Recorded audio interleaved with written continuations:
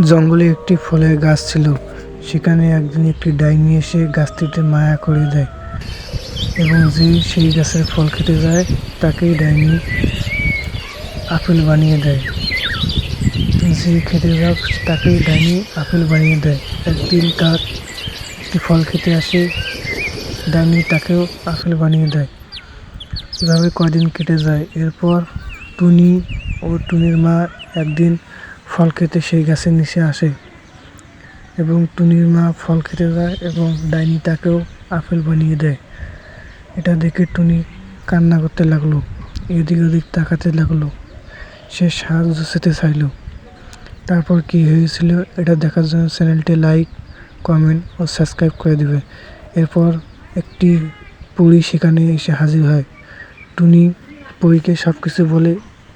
পরী তখন মায়া কেটে দেয় এবং টুনিকে বলে, তুমি একটি ফল খাও, তাহলে সবাই মুক্ত হয়ে যাবে।